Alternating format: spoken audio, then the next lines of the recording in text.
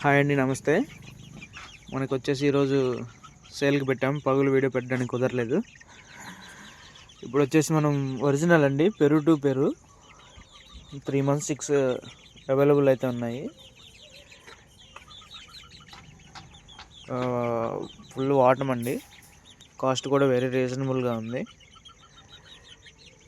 జత వచ్చేసి 3000కి ఇచ్చేస్తాను. ఫుల్ ఒరిజినల్ వాటం.